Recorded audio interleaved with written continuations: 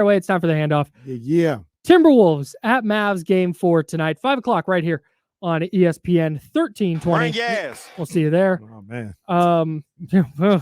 Boy. Hey, here's what I want to start off with, because James, I threw this at you over the weekend, and then said, don't reply to this.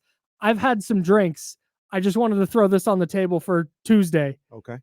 We've talked about if the Kings use their draft pick. We've talked a lot about wings. 6'7" athlete, can play some defense, maybe knock down a three, and contribute right away. After watching what Derek Lively has done for the Mavs in the playoffs, specifically in this series, and how impactful he has been, I know he's out tonight. He's got a sprained neck. That was really bad. Would it be better for the Kings to look for that kind of player instead?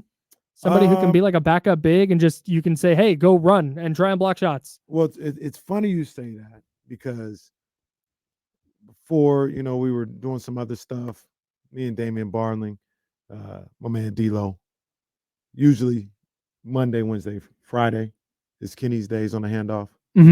Tuesday, Thursdays is D-Lo's days on the handoff. He said, I'm going to go in there. I said, no. I'm going to go in there. I got to talk to these dudes. I got to talk to these dudes, man.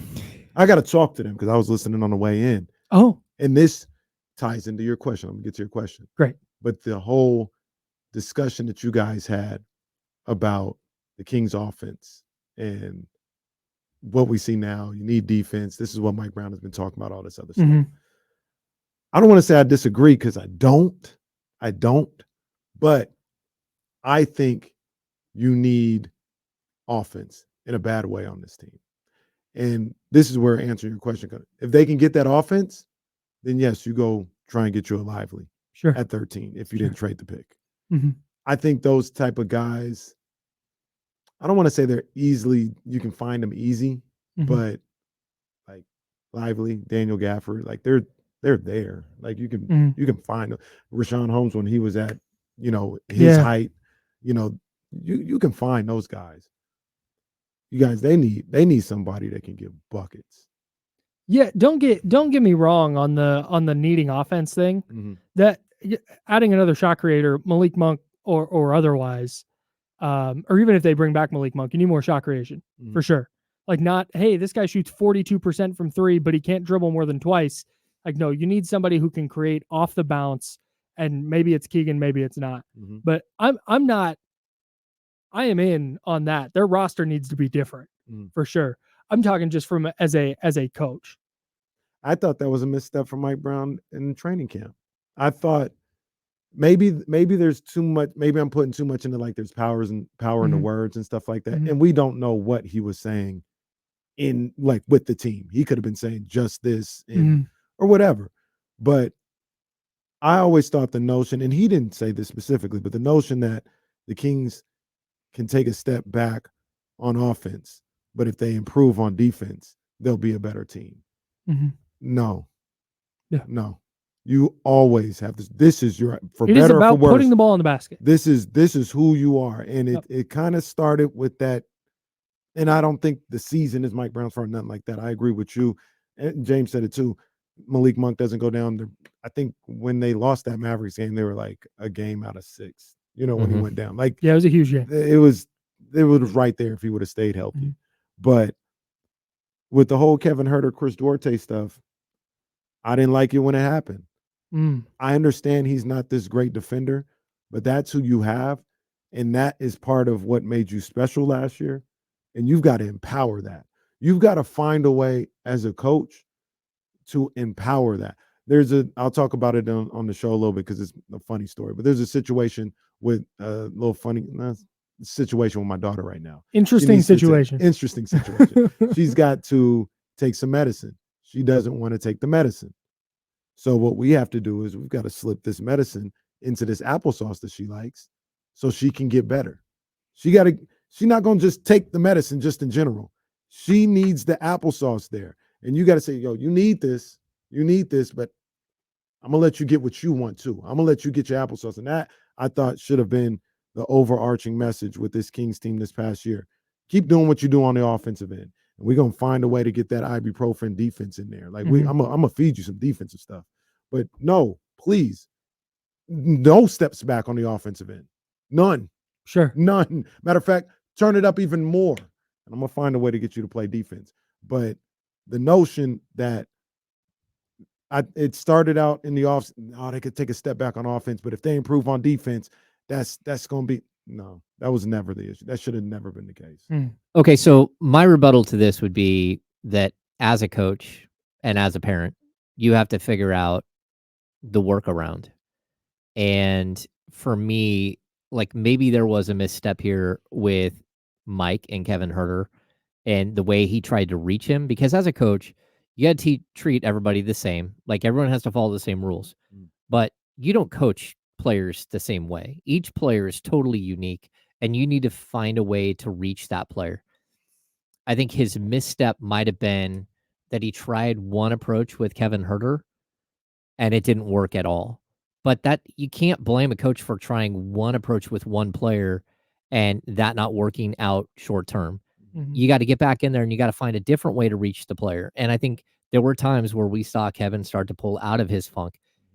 But you're also, as a coach, you're being graded on wins and losses. And if a player is not giving you what you need as a coach to help you impact wins and losses and to get you wins, you have to look other places. You can't make the 2023-24 season trying to make Kevin Herter forget about the 3-point contest and his performance in the playoffs.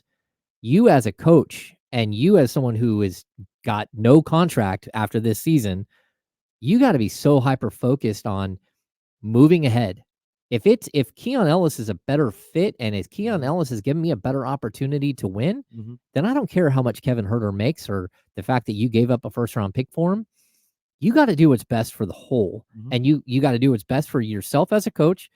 But first and foremost, you got to do what's best for the rest of the group as a whole to move forward. And it's not always on a coach to say, "Man, I don't know why it is that guy can't shoot a 3 anymore." Sometimes you got to hand him off to a training staff and say, "Hey, man, can you guys try to get him right?"